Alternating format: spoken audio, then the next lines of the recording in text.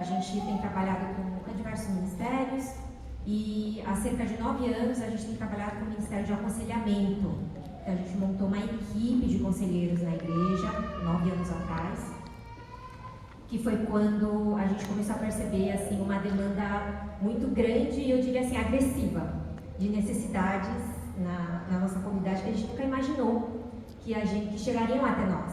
Né? Então, não que não houvesse todos esses desafios, mas eu entendo, né, assim, a igreja de Colônia, né, a maioria aqui descendente de segunda geração, de coreanos, eram questões que a primeira geração jamais abriria, né, e não abre. E aí, trabalhando então com a segunda geração, a gente viu isso chegando muito perto de nós, e eu comecei a me sentir acuada, né, porque eu cuidava dos jovens, e aí era bomba atrás de bomba, assim, né, quando tocava o WhatsApp, eu preciso falar com você já, então, né, o que vem agora, né, tava desse jeito, 9 anos atrás. E aí, então, eu conversei com o meu pastor, e aí fui atrás de pastores ali do seminário, né, que haviam sido meus professores, que ensinaram aconselhamento, prática pastoral, pedindo conselho, e aí eles falaram, olha, Linda, só vai piorar. Tem que montar a equipe de aconselhamento, tem que capacitar, tem que se preparar, porque igreja é isso. Igreja é cuidar um do outro, né? Então a gente precisa estar capacitado. E aí, então, durante 9 anos, a gente tem trabalhado essa capacitação da equipe. E a gente tem feito workshops internos, né? Então a gente tem estudado diversos livros. Na equipe a gente tem psicólogos, psiquiatras hoje, né? Conselheiros, né? Irmãos, irmãs que cursaram o curso de aconselhamento bíblico, né? Justamente para isso, para poder atender essa demanda toda aí que está chegando para nós. Nós tivemos diversos workshops com convidados, então trouxemos conselheiros, né, pastores para falar com experiência, trouxemos psicólogos cristãos também para aprender com eles, psiquiatras para tratar de temas aí mais complicados. Então, essa é a bagagem que a gente tem, além do estudo nosso próprio, obviamente, né, de pesquisa. Aqui, no final, o último slide, é um slide que eu deixo para vocês, algumas referências bibliográficas, tá? E depois eu posso compartilhar talvez com a Sheila, daí ela manda para quem quiser. Que eu vi que eu não fui feliz, né, na escolha do design do negócio, aí ficou muito claro, mas aí vocês vão acompanhando e aí não vai ter problema. E aí eu estou terminando agora um curso que fala sobre a formação emocional e sexual, né, da criança, do adolescente, é um curso de pós, então eu estou finalizando, então essa é a bagagem que eu estou trazendo, e obviamente a palavra de Deus, e principalmente a minha própria experiência, né, como alguém que está servindo aí a igreja do Senhor, que está cuidando de gente. Então, a gente aconselhava a pessoa individual, né, era pouco. Muitas vezes a gente que tinha aqui atrás, até alguns anos atrás, a gente via que a pessoa não estava bem, vamos conversar, vem aqui, a pessoa, não, vem aqui, vamos conversar, né? Agora é uma enxurrada, todo mundo está precisando, está pedindo, e o pessoal está aí pedindo também referências de terapeutas, né, que sejam cristãos, e aí a gente está trabalhando em parceria também com alguns destes. E aí o que tem acontecido nos 2 últimos anos é que a gente tem trabalhado com aconselhamento com crianças e adolescentes, né? Que é algo que não era corriqueiro assim na nossa realidade, mas cada vez mais a gente vê que nossas crianças, nossos adolescentes estão confusos, né? Então eles estão precisando dessa orientação, os pais também estão pedindo, porque os pais se sentem despreparados, eles não sabem lidar com essas questões aí complicadas, quando a gente fala especialmente de sexualidade, questões de gênero, e daí pede para a gente fazer essa intervenção. Então a gente está trabalhando aí nesse sentido, e eu imagino que a realidade de vocês não seja diferente, e que essa seja a razão, então, porque a gente está aqui hoje, né? Eu vou tentar terminar em 2h30, né, se você achava que era menos, mas fica tranquilo. Eu queria que você se sentisse à vontade, que você fizesse perguntas à medida que elas forem surgindo, levanta a sua mão, fica à vontade, mas a gente vai ter um tempo no final de tudo também, que a gente vai abrir aí só para perguntas, tá? Eu preciso explicar aqui como que eu organizei Eu sei que a gente fica aflito, né? Porque o tema que foi divulgado foi como tratar de sexualidade com nossas crianças. Então a gente fica, quando que ela vai falar do LGBTQIA+, do homossexualismo, de transgênero, qual é a hora que ela vai falar? Aquela resposta que a Bíblia dá, né? Eu vou falar, só que eu não posso falar disso antes da gente trabalhar o fundamento, aquilo que norteia a maneira como a gente vai então encarar todos esses desafios de gênero, né? Então, só para vocês não acharem que, nossa, acho que ela não entendeu qual era a proposta do tema, né? E ficarem aflitos. Isso é para diminuir a ansiedade, de você tratar a ansiedade e de vocês me acompanharem. Então, eu queria começar falando daquilo que a gente chama de cosmovisão, né? O que é cosmovisão? É a visão de mundo e vida, como algumas pessoas dizem. É a estrutura de entendimento que usamos para compreender o mundo. Nossa cosmovisão é o que pressupomos, é a maneira como olhamos para a vida, é a nossa interpretação do universo, a orientação para a nossa alma. Né? Alguns autores vão usar a analogia dos óculos. A cosmovisão são os óculos que você usa, que você nem percebe que você está usando, mas você tem. Que na verdade a gente pode dizer aí, falando português, claro, são os seus pressupostos, né? Da onde que você parte, quando você encara uma situação, né? Enfrenta um desafio novo, você tem uma dificuldade, você responde, reage àquela situação de determinada maneira por causa de um pressuposto que você tem. Tá? Então, esse pressuposto, que é o fundamento, que orienta aí a maneira como a gente entende a situação, como a gente reage, como a gente decide diante das circunstâncias, isso é o que a gente chama de cosmovisão. Nós que somos cristãos, precisamos ter uma cosmovisão cristã.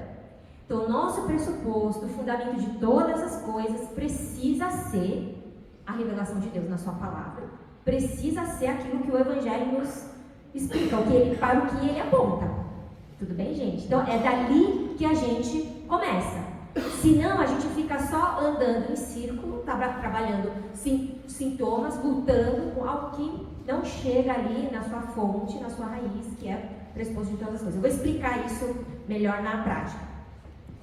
A Nancy Pierce, ela afirma que pensar cristamente significa compreender que o cristianismo tem a verdade sobre o todo da realidade, uma perspectiva para interpretar todos os assuntos da vida.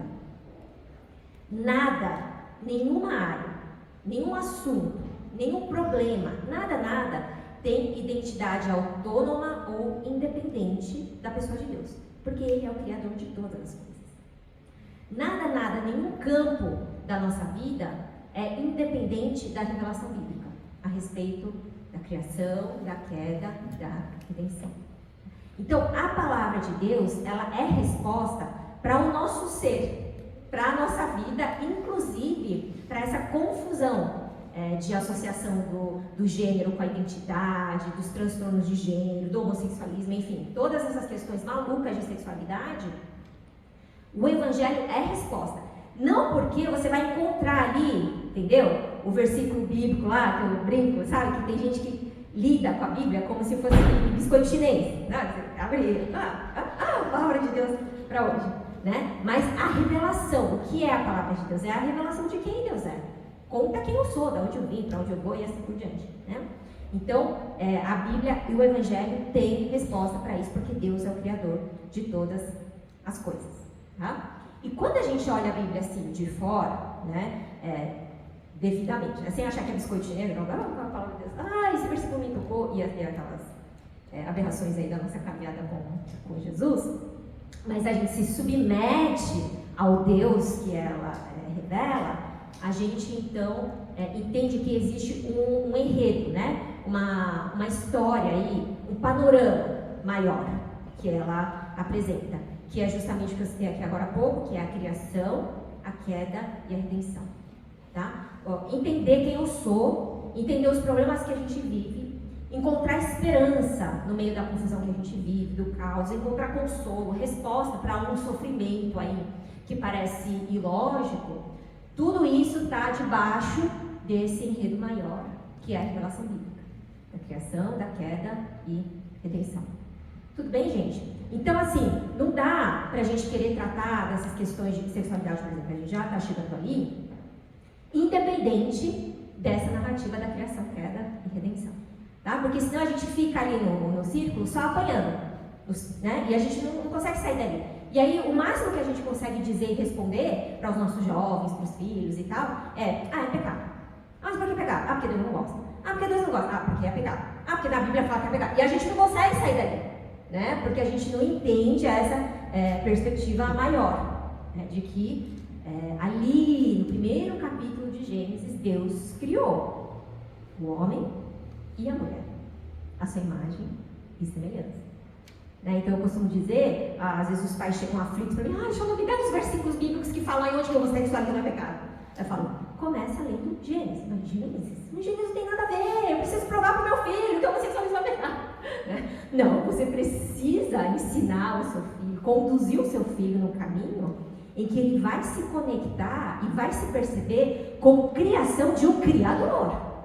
Porque senão, não adianta mais nada querer falar lá, porque o fundamento, a cosmovisão, o pressuposto não está devidamente organizado e esclarecido. Né? Eu costumo falar que acho que talvez até a nossa geração ainda funcionava. Porque é pecado ponto final. Porque se fizer vai para o inferno ponto final. Né? É como a maioria de nós, e isso é reflexo, né? De como a maioria de nós fomos criados no ambiente familiar. Isso não só na cultura coreana, é um pouco mais acentuado esse problemático, mas em todas, assim, pensando em termos geracionais mesmo, né, de uma criação mais conservadora, digamos assim, aquela mais tradicional, que o pai falou, né, é a geração da mãe do chinelo, né, do cinto, falou, onde que você vai responder para o seu pai? Né? E aí isso tem reflexos também na maneira como a gente entende a nossa fé, como a gente se relaciona com ela. Então é pecado, vai para o inferno, então não vou fazer. Só que isso não funciona mais para a geração agora, né? Para a geração dos nossos filhos, e aqui vai vir. Por diversas razões, né, que não é o tema da palestra de hoje, mas que a gente sabe, por intuição, porque a gente vive essa realidade. Né? O que você mais vê por aí são filhos não se submetendo aos seus pais.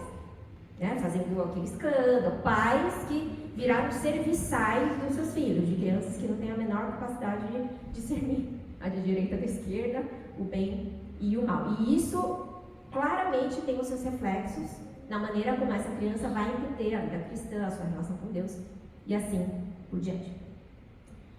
Então, é a partir dessa tríade, né, da criação, queda e redenção, que a gente precisa compreender todas as coisas, inclusive a sexualidade. Né? Então, a gente tem que entender a sexualidade dentro dessa narrativa maior, não está fora disso. Tá? Então, quando a gente fala de transtorno, de deturpações, de corrupção, na maneira como a pessoa se enxerga, como ela dissocia, a gente vai falar disso um pouco mais pra frente, como ela dissocia o seu sexo biológico do gênero. Essa questão do gênero, né, é um conceito aí ideológico, né, ele é novo, é pós-moderno, né, ninguém falava disso antes, né, mas a gente precisa entender que isso se torna um problema, porque nós fomos criados à imagem do nosso Criador, homem e mulher fomos criados, certo? A gente vê ali em Romanos capítulo 1, Paulo falando, né, do problema dos homens terem abandonado Deus, passarem a adorar a criatura ao invés do Criador, de novo ali, né? Ali no comecinho da carta aos Romanos, onde ele vai, o tratado, né, aquela explicação tão profunda que Paulo vai nos trazer a respeito do que é o Evangelho, como que ele funciona, o que é esse negócio de justificação, por que Jesus teve que morrer na cruz, depois que ele morreu e ressuscitou, o que isso impacta a nossa vida a partir de agora. E aí ele começa então essa sua argumentação, esse seu trabalhar a respeito do Evangelho, no capítulo de Romanos, dizendo isso. Onde que está o problema, né? Porque o Evangelho vai responder a esse problema, que é a criatura quer ser criadora, né? Trocou. E aí as relações naturais ela deturpou, né? E é ali também que a gente encontra, por exemplo, essa questão do homossexualismo como um exemplo dessa deturpação. Então a ideia que a gente organizar para nem subestimar a questão da sexualidade, dos pecados sexuais, do homossexualismo, e nem superestimar, tudo bem? Né? Então, às vezes, a gente superestima E a gente vê crentes de mãos atadas, se sentindo ameaçados com toda essa gritaria a respeito da bandeira, da aceitação de todas as cores, da inclusão, do amor acima de... E a gente não consegue responder por quê? Porque a gente não colocou a sexualidade, as questões de gênero no seu devido lugar. E o seu devido lugar é dentro dessa narrativa maior, da criação, queda e redenção. Né? O porquê, o como e para onde, isso é o Evangelho que nos responde. Por que a gente vive toda essa deturpação e tudo? Por causa do pecado.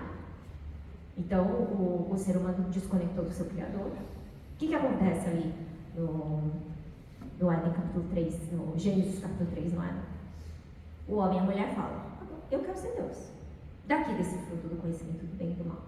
Desse poder, dessa capacidade, essa legitimidade de dizer o que é bom, o que é ruim, o que é certo e o que é errado. Isso é só Deus. É detentor, legitimamente, né, disso. E aí ela falou, eu vou dizer o que é certo e errado, ninguém diz pra mim, eu quero ser Deus da minha vida, o pecado. E aí ele rompe, então, com aquele de quem ele deveria aprender e saber, né, o que é o certo e errado, aquele que aponta para o caminho da vida aqui, porque ele é o nosso Criador.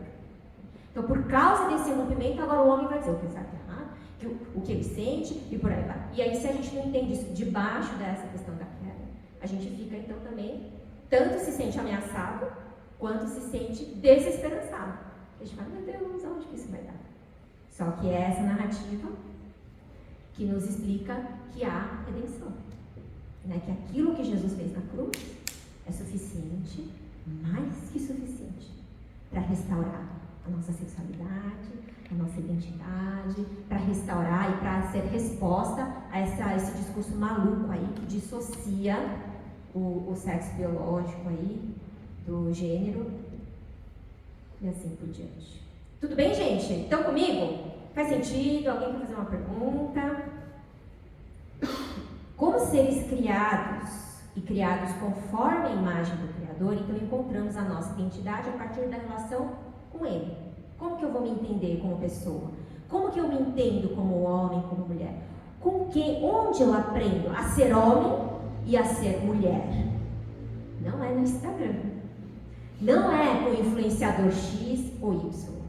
Não é com essas ideologias, não é com machismo, com feminismo, nem mesmo com algumas doutrinas aí né, teológicas, bastante problemáticas que a gente encontra por aí. É com o nosso Criador, porque foi ele que me fez. Tá? Eu gosto de usar uma analogia, eu uso bastante em diversos contextos diferentes. Quando você fala de uma panela de pressão e uma frigideira, você pode fritar um ovo numa panela de pressão? Pode. Mas a panela de pressão não foi criada para fritar ovos. Né? Existe um outro equipamento aí, a frigideira, né? Que foi criada para isso. Mas aí quem vai dizer, imagina, né? A gente vai falar, não, a senhora Lídia na correria do dia a dia, nossa senhora, na correria do dia a dia é filhos, é trabalho, não sei o que, frita o ovo, o que tiver ali na frente e resolve. Mas imagina o criador da panela de pressão, o cara que ficou lá, fez os cálculos, a conta, a física, química, e a pressão, e as medidas, e a hora que ele vê você fritando o ovo na panela, o cara vai dar ataque cardíaco, ele fala, não, como você está usando a panela de pressão para isso, né? Então, da mesma forma, a gente encontra a nossa identidade, o nosso ser, quem eu sou, para onde eu vou, ali na relação com quem me criou, ele que me disse, né? E é por isso que a gente precisa começar e voltar ali de novo para o fundamento, tá? Entender como é que tá, você que é pai, que é mãe, que está enfrentando essa dificuldade, que talvez já tenha sido questionado pelo seu filho. Alguém tem filho adolescente aqui? 14 anos mais? Não? Quem tem filho é tudo filho? É menor? Deus é bom, hein? Muita graça, né? Da gente falar sobre isso antes de chegar ao... Não é verdade? Porque quanto antes a gente começar a trabalhar, é melhor. Não que não seja possível, é absolutamente possível. Mas, assim, né? Vamos facilitar a coisa, né? Então, que bom. Então, como que está a sua caminhada com o Senhor? Né? Quem é o Deus? Como que é a sua relação com esse Criador que o seu filho e a sua filha estão vendo no dia a dia acontecer ou não? Porque se o que você tem com Deus ali é uma relação de uma religião exterior, alguém para quem você, né, uma força superior para quem você presta aí suas preces, faz seus pedidos, mas não há de fato no seu dia a dia, na maneira como você se relaciona, como você administra o seu tempo, o seu dinheiro, não há nenhuma evidência de que você entendeu que existe um Criador, que você tem um Senhor e que sua vida precisa estar submissa a Ele, isso é viver em santidade. Né? Se não existe, se o seu filho não vê essa realidade, é bastante difícil. Né? A gente querer que ele entenda que ele é um ser criado, né? Que tem um Criador. E que esse Criador criou homem e mulher. E isso é suficiente para ele olhar para esses desafios, para as propostas, para essas ideologias aí, sem lógica alguma, e dizer, não, isso aqui não é. Agora, se não, por outro lado, você está vivendo essa relação com o seu Criador, de submissão, né? Você tem sido, de fato, reflexo desse Deus que é bom, que é amor na vida do seu filho, né? Que é santo, que é bom, mas não é, né, o oba-oba. Mas ele é santo, é totalmente distinto. Ele é o Criador de todas as coisas. Se o seu filho e sua filha vê que no seu dia a dia você vive uma vida negando a si mesmo, carregando a sua cruz, amando Deus mais do que todas as coisas, perdoando o inimigo, amando... Se ele vê isso, então é muito mais... Porque o fundamento, a cosmovisão dele está sendo devidamente aí trabalhada, formada, né? Alicerçada, para que ele possa, então, diante dos desafios aí que são propostos cada vez piores, ele consiga responder, né? De maneira bíblica, né? Saudável.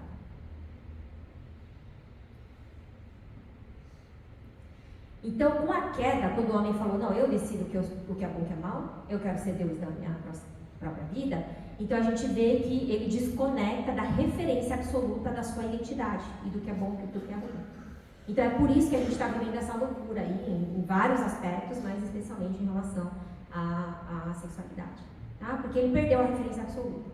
Porque assim, gente, tem na Natura, no site da Natura, tem um blog lá, um artigo, que eu posso compartilhar com vocês depois, que fala, que explica, né? Cada uma dessas siglas, do LGBTQIA, né, que eles colocaram mais porque as letras continuam aparecendo, né, mas eles explicam até o PN, né? Então, lésbica, gay, LGBT, né, bi, LGBT, trans, né, queer, queer que fala, queer, sei lá, né? E aí por aí vai.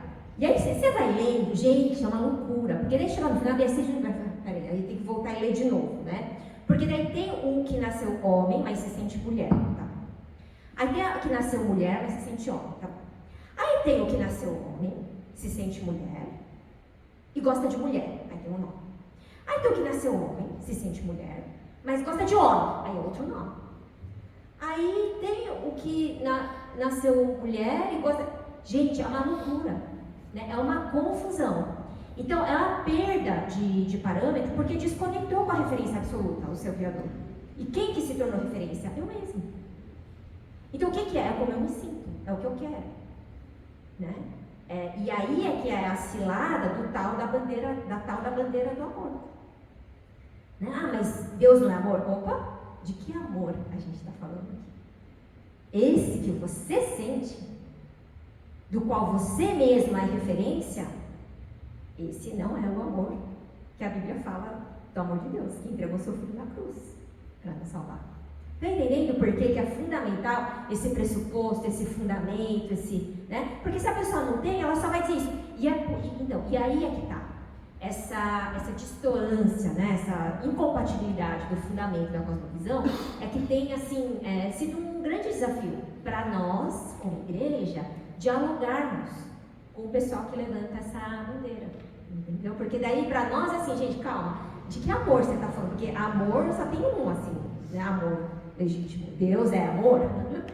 E esse Deus é amor não é igual ao amor que você está falando.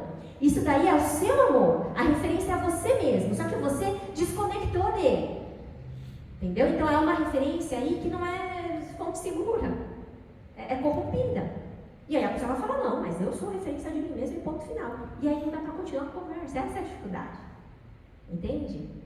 Então, a gente precisa ter o nosso fundamento aí bastante bem estabelecido, ok? Aí o Schaeffer, ele cita o Sartre, né, que diz: nenhum ponto finito faz qualquer sentido se não tiver um ponto de referência infinito, que é isso que eu estou falando aqui. A partir de quem que eu estou dizendo? Quando você fala, por exemplo, de amor. Quando você fala de felicidade, isso é outra coisa. Ah, mas Deus não quer que eu seja feliz? Claro que quer, né? Ele te ama, ele não quer que você seja infeliz, mas o que é felicidade? Aí é que tá. Quem diz o que é felicidade? Né? Então essa referência, ela precisa ser absoluta e ela tem que ser exterior a mim, porque eu sou finito. Então todo cristão concordaria com ele nessa declaração de que nenhum ponto finito faz sentido se não tiver um ponto de referência infinito. O homem é finito, portanto não pode servir de parâmetro integrador para si mesmo. Por isso que a gente fala, né, no preparatório para os jovens que estão para casar e também nos aconselhamentos de casais em crise, né, pelo menos os que a gente trabalha, né, quando o casal chega, a gente fala, o que a gente vai fazer aqui não é dinâmica, de um entender o que o outro quer falar, sabe? Ah, linguagem do amor, não sei o quê. Assim, tem casal que chega e fala, então, gente, assim, ouvindo vocês, vocês não são convertidos. É a única conclusão que eu tenho. Não, é porque ele não entende que os homens são diferentes da mulher. Tá, tudo isso faz parte, mas no fim, se você está convertido mesmo, entendeu? Se você é discípulo, se você entendeu o que é negar a si mesmo, tomar a cruz, seguir Jesus, se você entendeu o que é amar, que é dar sua vida pelo outro, é o que o João explica. Né? Se você entendeu o que Jesus fez ali na última ceia, que ele lavou os pés dos discípulos. E ele falou, então, vocês viram o que eu fiz? É para vocês fazerem igual, tá? Gente, só isso já tá bom, já resolveu crise de casamento. Todos os problemas de casamento já está resolvido e vamos viver felizes para sempre. Só que a gente perde essa referência, a gente quer resolver um com o outro, porque a gente se torna, eu quero ser a referência para o meu marido e eu quero que o meu marido seja a referência para mim. E a gente vai se matar, isso vai se estraçalhar, entendeu? Porque nós somos finitos, pecadores, estamos corrompidos e temos eu mesmo, o meu ego, como referência de todas as coisas, do que é ser feliz, sentir amado e assim por diante. Ah, mas é porque eu não me sinto amada. Minha filha, Deus é amor, Jesus morreu na cruz por você não se sente amada? Alô, acorda, vamos se converter? Não, porque eu não me sinto respeitado, porque o meu ego, meu filho, que ego? Você quer ter mais ego do que o Filho de Deus que deixou todas as coisas, se humilhou, veio em forma de humana e morreu na cruz? Está entendendo? Por que essa questão da cosmovisão, do fundamento, do pressuposto é fundamental? E aqui, gente, a gente já fazendo spoiler aí do final, da conclusão da coisa, o que vocês acham que os nossos filhos, nossas crianças precisam saber, entender, compreender, viver, experienciar, para poder responder a todos esses desafios de forma correta, né, de forma bíblica? Eles precisam desse fundamento. Eles precisam entender isso. Né, que Deus é Deus e eles precisam se converter, entregar a vida para Jesus e entender o discipulado, o amor, encontrar a suficiência no amor de Deus manifesto em Cristo ali na obra da cruz. É isso que os nossos filhos precisam. E aí, o quanto você, pai, mãe, você professora ali que ensina as crianças no domingo, nós estamos empenhados em ensinar esse evangelho para as crianças. Na minha casa a gente ora todo dia antes da refeição. Meu irmão, não vai dar conta. Aqui na escola dominical a gente conta a história bíblica. Se perguntar para as crianças, os personagens bíblicos, sabe tudo. Não dá conta. Falar que o homossexualismo é pecado e vai para o... Não dá conta. Não dá conta. Se as nossas crianças não se encontrarem com o Senhor Jesus, não entenderem o que foi aquilo lá que aconteceu na cruz, esse amor infinito, eterno, extravagante, essa loucura que é o Evangelho, se eles não entenderem isso, se não forem encontrados por esse amor, por essa graça, não tem como dar certo. Não tem nem como ser salvo, na verdade. Né? É que assim, eu acho que às vezes, né, Deus ele traz uns B.O. assim, bem assim, osso, né, assim, para acordar a gente, pra gente sair do... Porque, na verdade, isso de Eu oro antes de eu comer com a minha família, meus filhos. Eu obrigo eles a ir no retiro da igreja, né? Eles vêm no culto, eu brigo. Eu conto a história da Bíblia, para eles conhecem todos os personagens. Isso não é evidência da nossa salvação. E aí precisa vir um desafio assim, dar uma peneirada, né, mais forte, para a gente acordar e falar, opa, peraí. Que cristianismo é esse que eu estou vivendo?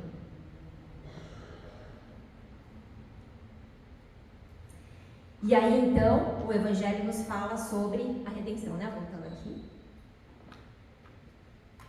E aí, o Schaeffer, agora em outro livro, né? Modo de Razão, ele vai dizer o seguinte: Cristo é o Senhor de tudo, sobre cada aspecto da vida. Não adianta dizer que Ele é o alfa, o ômega, o início, o fim, o Senhor de todas as coisas, se Ele não é o Senhor de toda a minha vida intelectual unificada. Serei falso, confuso, se cantar sobre a soberania de Cristo e quiser reter áreas da minha própria vida com autonomia, né? Tem um livro muito bom que eu queria recomendar para vocês, que eu, na verdade, não lembro se eu coloquei lá na referência, que é do pastor Heber Campos Júnior, que é Amando a Deus no Mundo, né? Que é um livro que fala sobre cosmovisão. Ali, ele usa uma ilustração que é de uma casa cheia de quartos, né? E que a gente vive o cristianismo assim, compartimentalizado, já viu? Então, segunda-feira você é o empresário, é o estudante, na terça-feira, quando você está em casa, você é a filha do fulano. Aí quando vem no domingo, tem a roupa de domingo? Fala a verdade, tem a roupa de domingo, não tem? Né? E aí tem a roupa de domingo, a cara do domingo, entende? E a gente compartimentaliza tudo. Então, por exemplo, quando a gente é desafiado ali no casamento que eu falei, e eu falo, olha, então, o problema de vocês, casal, é que vocês não estão convertidos. Vai lá se encher de Jesus, porque é com ele que a gente aprende a amar e perdoar. Eu falo, não, mas o que isso tem a ver com o casamento? O problema do meu casamento é o meu daí. Tá? Compartimentalizando. Né? E aí que a ilustração do pastor Heber Campos Júnior usa, que ele fala isso, que a gente coloca Deus, né, a religião, o cristianismo, em um dos quartos. E a gente abre e fecha a porta. Entendeu? Então tem, estou no meu trabalho agora, com todos aqueles desafios, né? Fornecedor, cliente, às vezes é chefe, colega de trabalho, tudo. Não, nessa situação, gente, isso aqui é selva, para sobreviver não tem essa de amar o outro, servir, lavar os pés, que isso aqui não funciona. Então você fecha a porta do cristianismo, do discipulado, e você abre a porta lá do trabalho, a selva que é o trabalho. É aqui o que vale a lei do mercado, né? E Jesus não tem nada a ver com isso. Esse é um problema sério. Né, que a gente chama de dicotomização, essa compartimentalização, quando a gente dissocia, né, e separa em partes. Essa é a estratégia do diabo quando ele está trazendo essa bagunça aí a respeito de sexualidade, quando ele dissocia o sexo biológico que você é, como você foi criado, os seus cromossomos, né, dizem e evidenciam. Ele quer dissociar isso, trazer um outro conceito que é o gênero, e falar que uma coisa não tem necessariamente a ver com a outra. É esse problema da compartimentalização, da dicotomização, da dissociação. Estão entendendo? Né? Então, por isso que a gente precisa ter uma fé que é coerente, que é bíblica, que é saudável, que tem a ver com o Evangelho. E aí, aqui eu gosto de citar Elise Fitzgerald, não sei o quê, sobrenome difícil. Ela escreveu um livro assim, Aconselhamento a partir da cruz. E ela fala um negócio nesse livro que eu achei assim, genial. Que ela fala assim, que o aconselhamento, ele tem de ser a partir do Evangelho, não só bíblico. Né? Por que ela fala isso? Claro que é um jogo de palavras que ela usa, mas que retrata uma realidade. O que acontece? Hoje você vai ouvir gente citando o versículo da Bíblia em tudo quanto é lugar, gente. Né? Os coaches, eles tiveram aí esse advento aí do porque eles usam o versículo bíblico. Não sei se vocês sabem disso que acompanham. Né? Então, o problema é que quando a gente transforma a Bíblia, né, quando ela se torna aquilo, esse exterior, esse coach chinês, entendeu? O versículo lá, para me confortar, qual versículo vou ler? E a gente desconecta dessa realidade, dessa narrativa maior da criação, que é a redenção. Certo?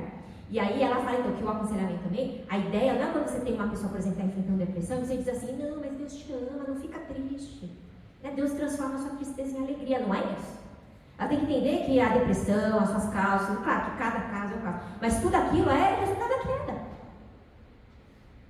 Entendeu? Então, a ideia é ela encontrar ali a redenção na cruz. A cura, sim, talvez não vai ser aqui nessa terra, porque, infelizmente, claro, o que Jesus fez já está feito, mas todas as coisas ainda não foram restauradas. A gente está vivendo com essa esperança. E, enquanto isso, a gente tem que ficar. A questão é, como que eu lido com os desafios, né, das consequências da queda no dia a dia hoje? né? Caminhando com Deus, confiando nele. Hoje eu preguei para as criancinhas do grupo que eu fui cobrir uma outra evangelista que está descansando, e aí o texto lá do material da escola eclesial, não querendo condenar nada, é uma bênção. E o texto era da Ana, né? Que a mãe de Samuel, o profeta Samuel, que era estéril, né? O capítulo 1 e 2. O 2 é a oração dela. O capítulo 1, que ela foi lá, pediu para Deus, e aí Deus deu, né? O Samuel, então depois ela consagrou o Samuel. E aí a conclusão ali, né? Que era o que ele sugeriu que a gente aplicasse para as crianças, é isso, que Deus ouve a nossa oração. Ele deu para ela o que ela pediu. Você está entendendo como é muito sutil? E aí você ensina a criança, cresce na igreja ouvindo isso. Que Deus é bom porque Ele dá tudo que ela pede, que Ele dá o que ela pede, o que ela quer. E aí ela vai enfrentar a vida real lá fora, e aí ela vai ver que Deus não está dando o que ela quer. E aí ela se revolta, questiona o caráter de Deus. E assim, a cruz aonde? Está entendendo, Bruno Mágica? Então assim, fui, contei a história, Deus deu um filho para Ana, eu falei, mas Deus podia não dar, né? Aí as crianças, não! Aí sim, Deus podia não dar o Samuel, e mesmo assim, o capítulo 2 deveria existir. A Ana dizendo, eu me exulto no Senhor, a minha força está nele. Porque a nossa referência absoluta, a nossa fé é a pessoa de Deus, não? E o que Ele fez na cruz ali por nós. Não se Ele está me dando o que eu quero ou não, respondendo as minhas orações. Mas estão entendendo que é sutil? E às vezes a gente tem isso. A nossa cosmovisão, ela está cheia dessas inverdades.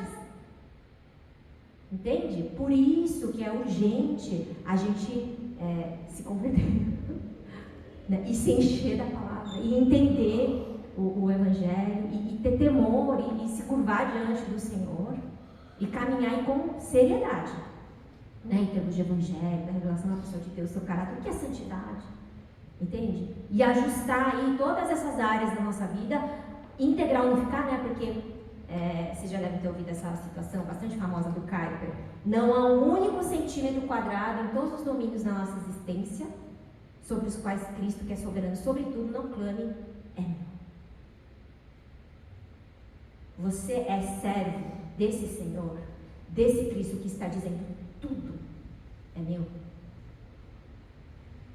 Você fala, então, Jesus, sim, tudo é demais, né? Aí é para o pastor, para o evangelista, para o missionário. Jesus está falando, não. Ou é tudo, ou é nada. E aí a gente vai ver depois mais para frente na prática, como isso, como a nossa fé, como o que eu acredito de fato, como eu realmente me relaciono com esse Jesus, que é meu Salvador, mas é meu Senhor também. Sempre sabe que é dono, que manda. É que a gente hoje em dia não gosta disso, né? Então, a gente mudou os termos, até o mundo corporativo não tem mais empregador e empregado, patrão, né? Que é o que quem manda, todo mundo é colaborador, né? A gente não gosta de ser mandado, sabe? Mas a verdade é essa, que Paulo vai explicar em Romanos ali. Ok, a gente é mandado porque a gente é criatura, foi criado, né? Finito. Então, sempre alguém vai mandar em você, ou é o pecado, ou é Jesus. E a gente tem que escolher. Agora ficar nessa, uma hora pecado, porque me agrada, outra hora não dá, não sustenta.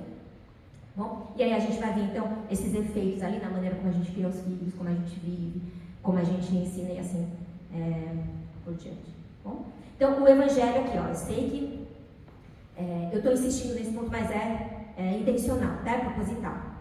Evangelho é pressuposto, propósito, caminho, é resposta para as nossas emoções, pensamentos, decisões, valores, relacionamento, trabalho e sexualidade. Então, às vezes o pessoal chega e acha, a igreja está lascada, porque agora o movimento, ideologia do gênero, né, vai acabar com a igreja. Não. A igreja só vai estar lascada a hora que ela abandona a cruz. Enquanto ela estiver lá, no pé da cruz, o poder de Deus que redimiu a humanidade, que nos libertou do pecado, enquanto a igreja estiver lá no pé dessa cruz, pode vir de ideologia que for, não vai derrubar ela. O problema nosso é que a gente não está ali nessa cruz. E agora a gente está assustado com todas essas ideologias, e a gente está gritando, SOS, socorro, Jesus vem nos acudir e nos salvar. E aí Jesus, ele vem, obviamente, ele ama a igreja dele. Mas ele está ditando qual que é a letra, então, ou eu sou Senhor, Pô, eu não sou. E aqui, exemplificando nessa questão, você tem um adolescente, a gente vai falar depois aqui das fases da infância, da adolescência, né, os desafios e tudo mais, mas aí você tem um adolescente, 15 anos. Qual que é a grande questão do adolescente? Ele está buscando quem ele é, isso faz parte natural do seu desenvolvimento saudável. Quem eu sou? E aí ele começa a buscar essa resposta. Né? Daí que ele começa a querer se vestir igual ao fulano, a ter os ídolos, né? Porque ele está em busca dessa referência. Tá? E aí ele vai encontrar, está sendo lhe oferecido, né? Encontrar essa referência de identidade na sua sexualidade. Entendeu? Então, quando o adolescente pensa, mas quem eu sou, tal? E aí o que está sendo oferecido? Talvez você seja transgênero, talvez você seja pansexual, né? Essa associação da sexualidade com a identidade, que é um problema. É um problema, assim, na verdade é ridículo, né? Porque você vai pegar literatura e artigo científico de filosofia secular, você vai ver que eles também estão questionando isso, não é coisa de crente. Porque não tem lógica, não tem começo, meio e fim. Mas enfim, e aí esse adolescente vai falar assim, tá. Aí ele ouve, hoje você nasceu homem, mas você se sente mulher, então você seja mulher. O adolescente que foi criado, que os pais ensinaram que ele pode fazer o que ele quer, ser o que ele quer, quando ele tiver 15 anos e ele ouvir, você nasceu homem, mas você pode ser mulher se quiser, ele vai falar, então vamos lá. E o problema não é de sexualidade. O problema começou ali atrás. Está entendendo? Então, assim, a maneira como a gente está, de fato, ouvindo os nossos filhos, as nossas crianças, apresentando Jesus, disciplinando, né, ensinando, instruindo, tudo isso vai determinar a maneira como ele vai encarar e responder essas questões de sexualidade mais pra frente.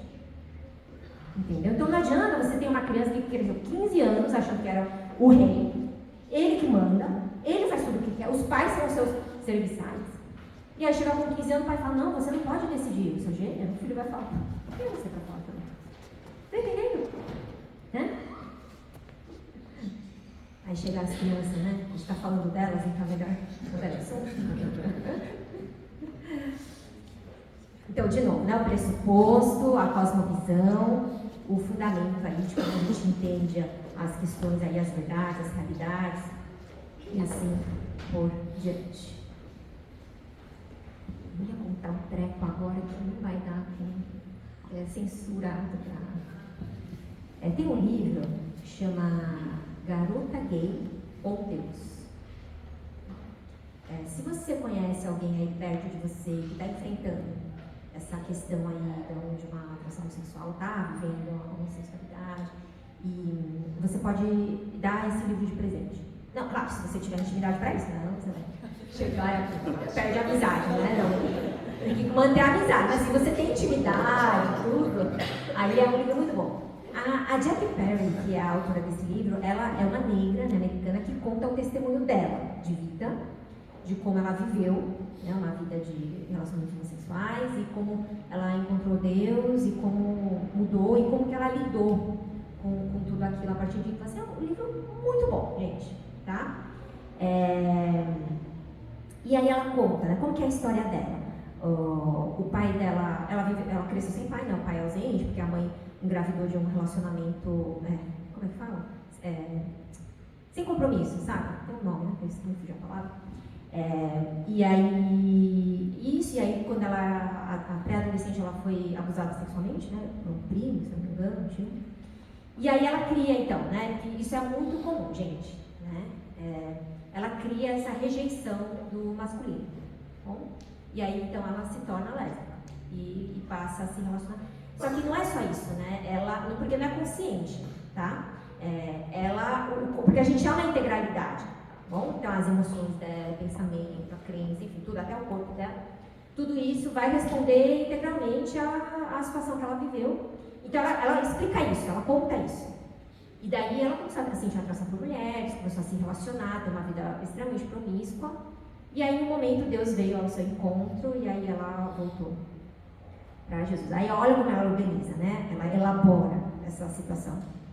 Ela fala, Entre a ausência paterna e o abuso sexual, toda a minha estrutura referencial para as pessoas que Deus criou como homens era edificada sobre a experiência do que eles haviam feito comigo. Eu pensava homem, coisa ruim. A ausência de um homem ensinou-me que os homens eram incapazes de amar. Então ela, que tinha essa necessidade de ser amada, ela foi buscar isso em mulheres, né? Recusei-me a acreditar que os homens pudessem firmar-se na verdade. Aí ela termina, né, esse capítulo do Tantas. Aí ela faz um adendo embaixo. Aí ela cita o C.S. Lewis no livro Os Quatro Amores. É importante notar, é ela mesma falando, que não foi o abuso sexual que fez de mim gay, nem a ausência paterna. Foram fatores que contribuíram, isso que eu estou falando, tá? Mas não são determinantes. Como que ela pode falar isso? Ela que viveu e experienciou. Porque ela tem o entendimento dessa realidade. Aí ela diz, esses fatores só exacerbaram e contribuíram para direcionar o caminho daquilo que já estava ali posto, ou seja, o pecado. Então, se não fizer nada e só deixar, porque a gente é a nossa inclinação. Por isso que tem que ser intencional. Fala sobre Deus, o Evangelho, tem um Criador. Às vezes você vai ouvir não. O fato de você ouvir não quer dizer que eu não te amo e por aí vai. Né? Então, assim, é fantástico esse livro, porque ela elabora assim com uma... Entendeu? Não é que ela conta a história dela, fala, eu sou vítima, né? E aí a gente coloca a nossa dor, que é uma dor real, tá? Mas às vezes a gente coloca a nossa experiência, a nossa dor, as circunstâncias acima do Evangelho. Mas nunca, nada pode estar acima, sempre abaixo. Tá? Então, quando você fala assim, eu não estou conseguindo viver o discipulado, não estou me submetendo a Jesus, não estou andando com Ele, eu vou dizer, mas por que, irmão? Por que, irmão? Você fala, não, porque lá no meu trabalho, não, porque lá na escola, não, porque a sociedade que a gente vive, porque minha família, tudo isso pode ter legitimidade. Muita coisa não, muita coisa é mimimi mesmo, eu vou falar. Né? Mas há muitas coisas sim, podem ter legitimidade, mas elas não são jamais determinantes. Diante da cruz,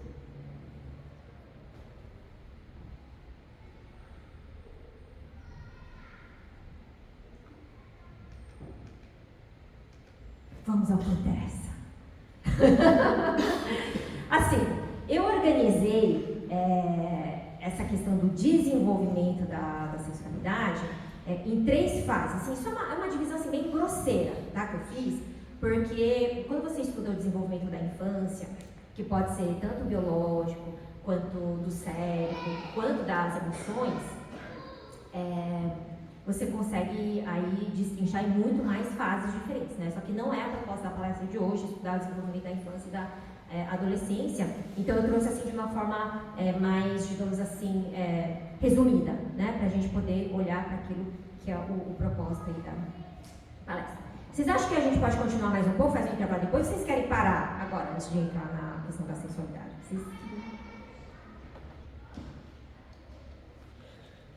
Então vai, gente. Então, é importante quando a gente fala de desenvolvimento, de formação, de novo, entender a importância da intencionalidade.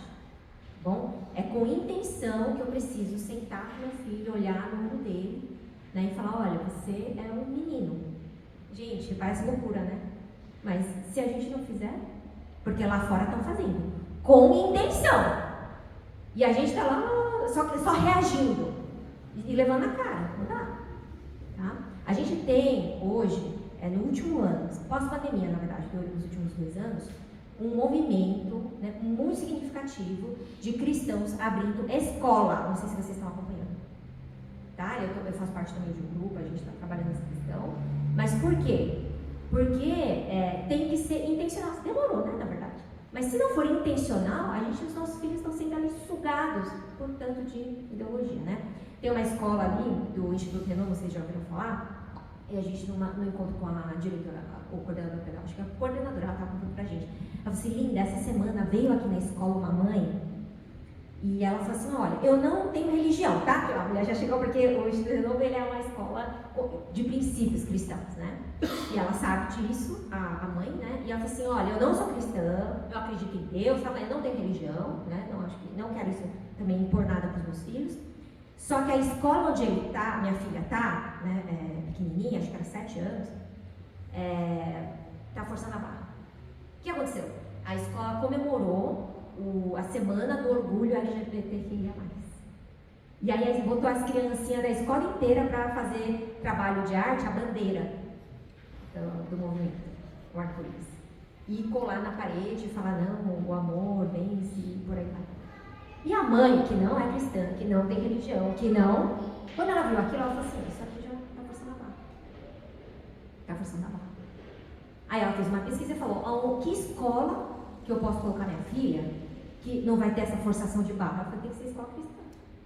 E aí ela estava transferindo a filha dela para aquela escola. E a gente não está falando de Canadá e Estados Unidos, pessoal, porque ali já é um negócio... Estamos falando aqui de São Paulo, capital. Entende? Mas enfim, então a gente tem esse movimento aí de cristãos, igrejas, abrindo escola. Porque esse processo de desenvolvimento de informação que a gente tem consciência que acontece, a gente precisa fazer essa intervenção que é intencional. Mas na verdade isso é absolutamente bíblico, super coerente com o que é o processo de fato da santificação, né, da vida nova. Porque a maneira como a gente entende o cristianismo, eu falo muito isso. Por que você vive uma vida sem fruto? Por que a sua vida cristã há 10 anos não sai do lugar? Sabe aquela sensação? Não sei, não conheço vocês, tá, gente? Estou falando de vocês, né? Assim, no geral, né? Eu falo, a gente trabalha com células lá na Ionava, a gente chama de fazendas, e eu falo para os líderes, né? Os líderes de célula, assim, gente, vocês têm que ouvir o que está acontecendo na fazenda. Né? Se o fulano, o irmão querido, né? Pedido de oração dele, já viu aquele negócio? Acaba a célula, vamos trocar pedido de oração. E o pedido de oração do bendito irmão é o mesmo, há 20 anos. Aí você fala, gente, alguma coisa está muito errada. Alguma coisa está muito errada. Né? Então, lá na fazenda, na sala que a gente tem em casa, nem tem esse momento para dar pedido de oração, a gente nem pergunta. A gente coloca, então, pedido de oração, gente, conforme a palavra, é esse. Porque se a pessoa é o mesmo pedido de oração, não consegue perdoar a mãe, não consegue perdoar a sogra, não consegue amar o vizinho, há 20 anos não sai do lugar. O problema que são vários problemas, né? Mas de como a gente entende o cristianismo.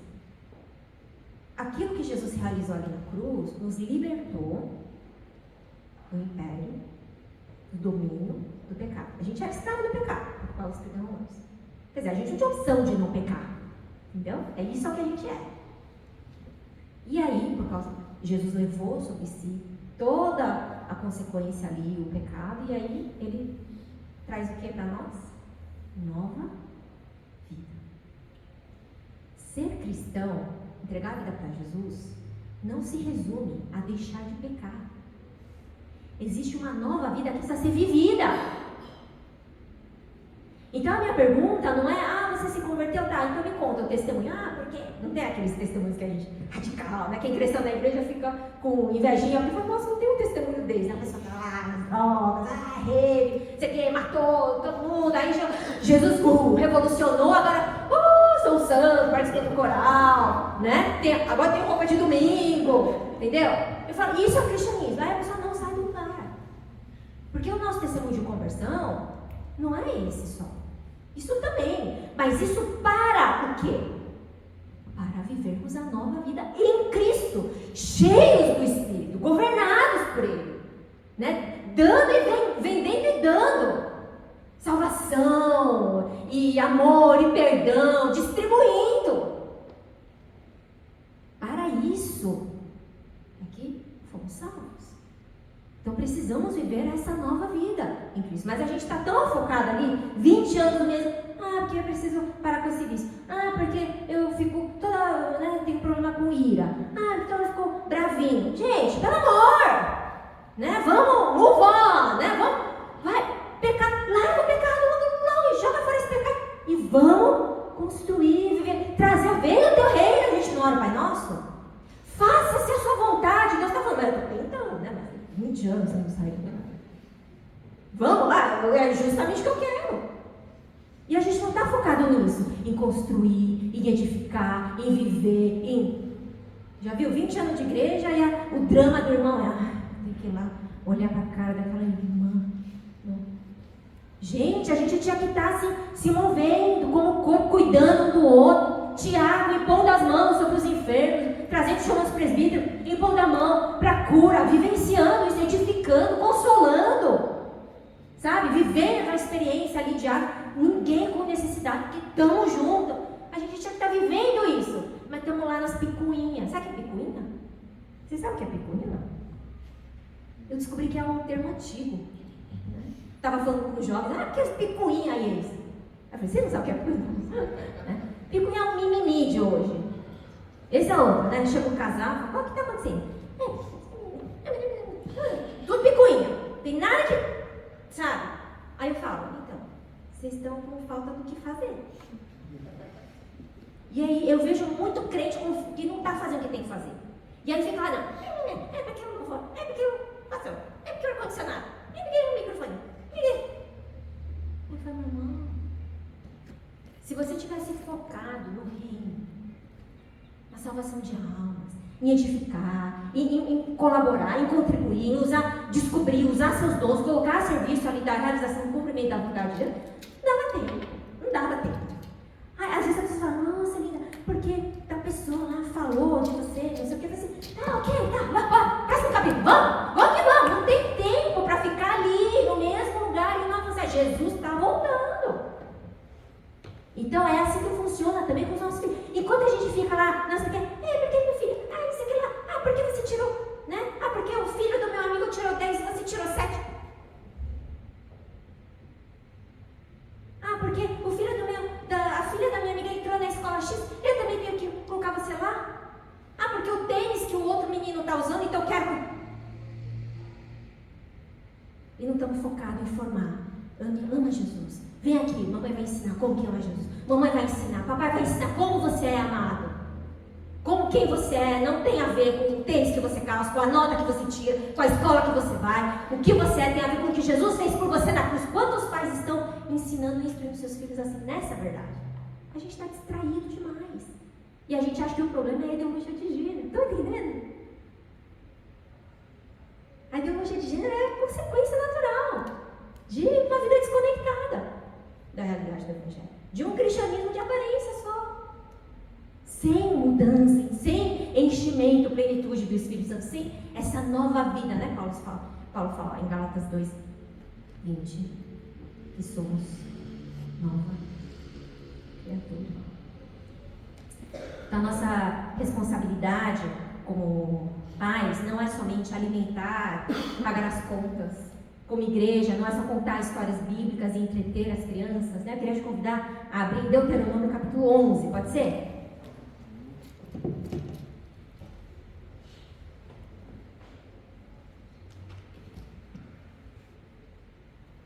Aqui Deuteronômio sabe, né? É Deuteronômio capítulo 11, versículos 18 a 20. Deuteronômio, sabe que é REC, né? Deuteronômio é REC do povo de Israel. Sabe, REC, recuperação, né? Aí foi, viveu, libertou do Egito, mar abriu, né? Pragas, não sei o que lá. Aí chegou lá na boca do povo, mas será? Aí Deus falou, vai, volta pro deserto, vai aprender, 40 anos. Aí Deuteronômio agora que foi, 40 anos, e ganha recuperação, segunda chance. Agora tá lá, de novo, né? A liderança está transicionando de Moisés para Josué e tal, ali, logo depois a gente já vai ter Josué. E aí Deus está falando assim, pessoal, presta atenção, recuperação agora. Né? Vai ter a prova de novo, então vamos lembrar. E assim, sim, a gente vê, Deus lembra, né? Do Deus que libertou você, tal, mas a gente vai ver que Deuteronômio é o quê? É a lembrança da lei. É a repetição. Igual a REC, né? Assim, não dá para ver a matéria toda, mas aí os pontos principais, você vê onde que você pisou feio na bola e relembrar. Tá? E aí o que Deus está falando aqui? Capítulo 11, versículos 18 a 20. Gravem essas minhas palavras no coração e na mente. Amarrem-nas como sinal nas mãos e prendam-nas na testa. Ensinem-nas aos seus filhos, conversando a respeito delas quando estiverem sentados em casa, quando estiverem andando pelo caminho, quando se deitarem, quando se levantarem. Escrevam-nas nos batentes das portas de suas casas e nos seus portões. Né? Porque o povo esquece. Porque a lei de Deus, a pessoa de Deus, o que eles era tudo história contada, fora de mim. Deus fala, traz para dentro. Amarra, fixa, põe na porta, em todo lugar. Bebe disso, enche disso. né? Seja cheio, pleno da minha palavra, da verdade, de quem eu sou. É isso que Deus está falando. Claro que os judeus levam isso literalmente, né? A gente vê lá, né? Mas é isso. Ou você acha que Deus realmente estava falando para as pessoas ficarem andando com a Bíblia na hora que senta, levanta e nunca pode largar a Bíblia? Em tudo que você fizer, aquilo que a gente viu aquela hora. Tudo, todas as áreas, todos os domínios. É Cristo dizendo, é meu. É isso que Deus está falando, é isso que vocês têm que aprender. Tudo precisa ser meu. E é isso que a gente precisa então ensinar para as nossas crianças. Tá bom? Quando a gente fala de desenvolvimento da sexualidade, a gente pode dividir em 3 grandes momentos, né? Claro que tem as suas subdivisões. Mas de 2 a 4 anos é um período de curiosidade e fascínio pelo sexo oposto, tá? Porque ele vê que é diferente de mim. Então não tem intenção, nem conotação erótica, não tem. Então às vezes você vai ver uma criança pequena de 2 a 4 anos, uma menininha que vê lá o menino despido e vai lá e quer tocar no pênis do... Né? Não tem conotação. Oh, meu Deus, minha filha é pervertida.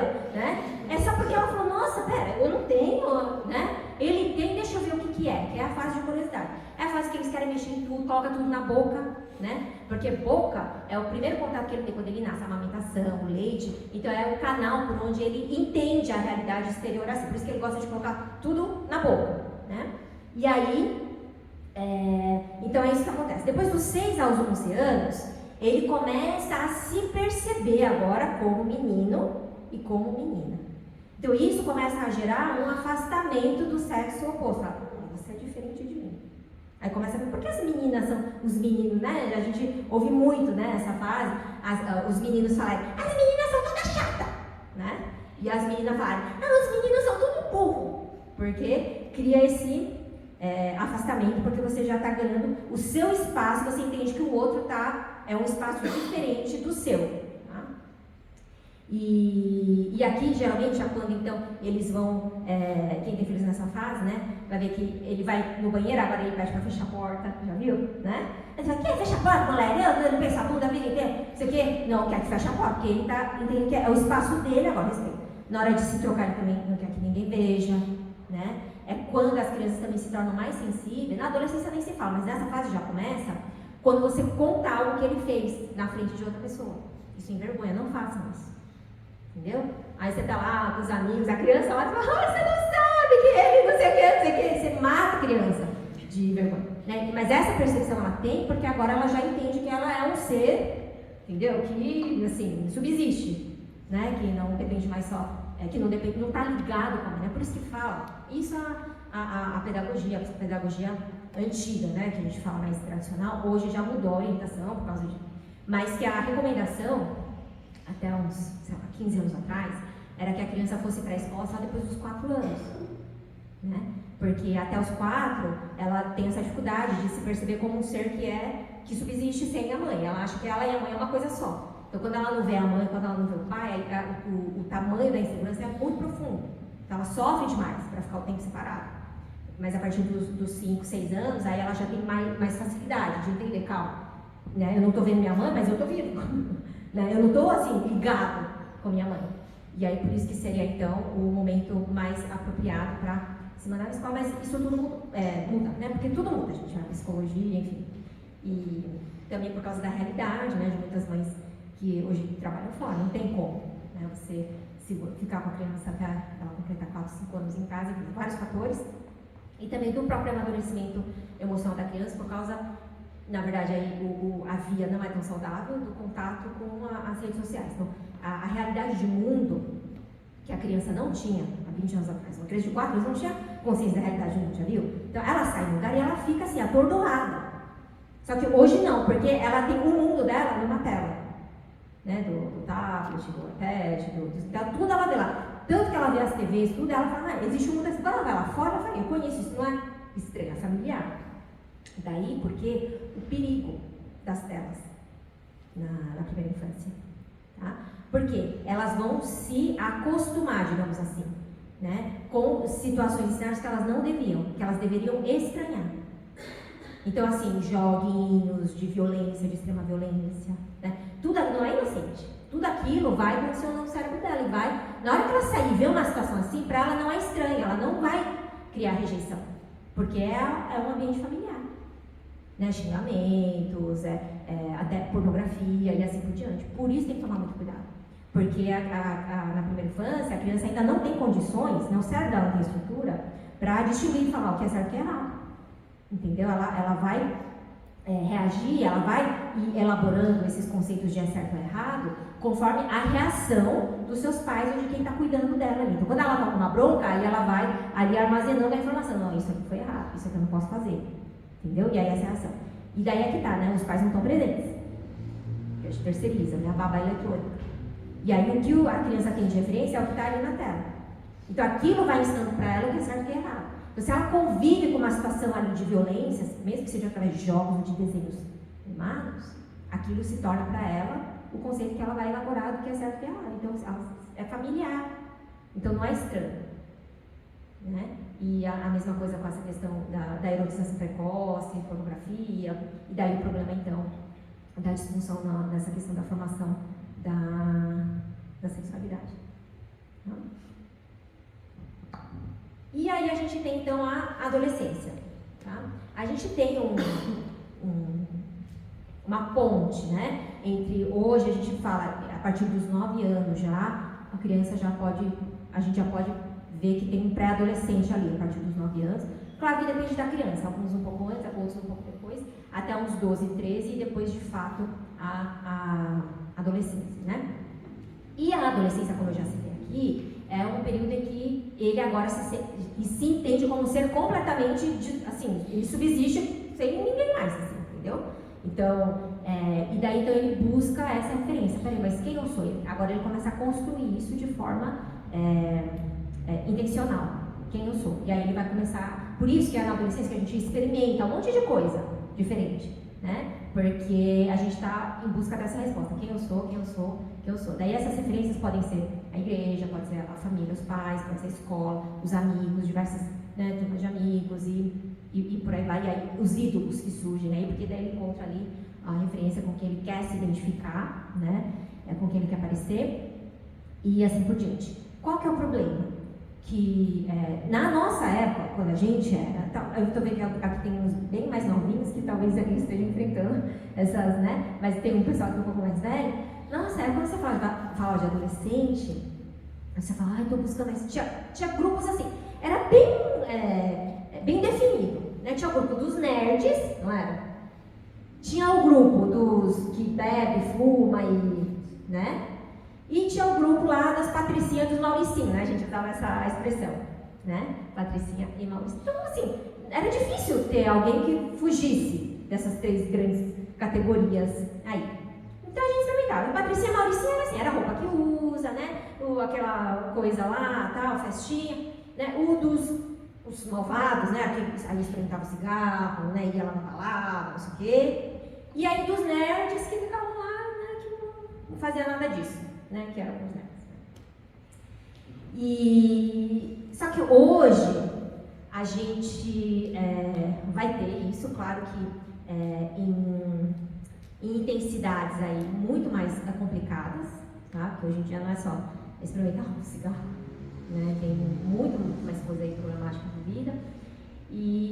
Mas a questão das patricinhas dos mauricinhos com as redes sociais, essa coisa do influencer, não sei o quê, todo mundo quer ser youtuber e tal.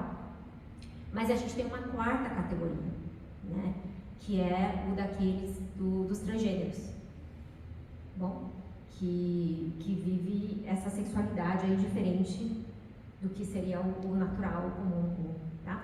Então, se antes, para nós, o que nos era proposto era isso, hoje, para as nossas crianças e adolescentes, tem essa 4ª opção. Por isso que é urgente a gente instruir os nossos filhos nessa questão de sexualidade. A gente tem que tomar iniciativa, a gente tem que falar. Mas meu filho não perguntou nada. Ele não perguntou, não é porque ele não sabe ou não ouviu falar. Se a gente não ensinar, ele vai aprender em outro lugar, igual a gente. Se a gente fala, por exemplo, de relação de sexo, quantos de vocês aprenderam sobre sexo com o seu pai ou sua mãe? Quantos de vocês aprenderam com seu amigo na escola? É que na época não tinha YouTube, né? Na época da maioria aqui. Agora no YouTube, gente, TikTok, não sei o que lá da vida, cada vez vai surgindo um novo, eles estão aprendendo. Então a gente precisa tomar as rédeas da coisa, né? Chamar a responsabilidade para nós, porque é nossa responsabilidade. Então, é responsabilidade da família e da igreja. A igreja precisa ensinar as crianças sobre sexualidade. Não, a igreja tem que falar sobre Jesus Cristo. Então, mas Jesus Cristo está falando, tudo é meu. Então a gente não pode ser ingênuo, mas de novo, não superestimar, olha agora, mas não subestimar. Lidar com o equilíbrio, com a sabedoria, com o temor. Mas com diligência tem que fazer aí a nossa parte. Tá? Então, aqui o que vai acontecer? O adolescente, naturalmente, ele começa a sentir atração. Então, desperta. Então, antes o menininho que fala, ai, todas as meninas são chatas. Agora ele vê uma menina, né? Faz assim com o cabelo, aí os olhos, sabe? Né? A menina ali fala assim, os meninos são tudo burro. Mas aí ele vê o menino, sente o cheiro, nossa, que diferença. Sabe? Então, naturalmente, na adolescência, por causa dos hormônios, do desenvolvimento natural do corpo, eles despertam para o sexo oposto e começam a sentir atração.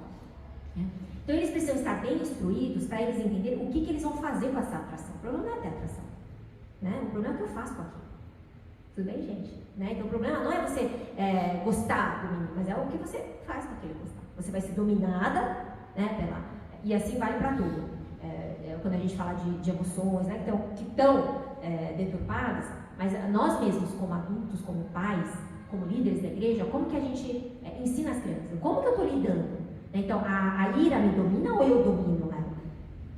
A paixão me domina ou eu domino a paixão? Aí que entra, que daí vem o menino e fala assim, mas eu estou apaixonado. O menino fala, eu estou apaixonado por aquele menino. A gente não vai falar, não, você não está. Ele está. Mas e? O que você faz com essa paixão? A partir da minha relação com o Criador. Né? Dessa relação de Senhor, de Jesus é da minha vida e eu servo. O que eu faço com essa paixão? Com esse desejo homossexual, digamos assim? Eu submeto na cruz. Eu não vou deixar isso me dominar. Eu domino esse desejo.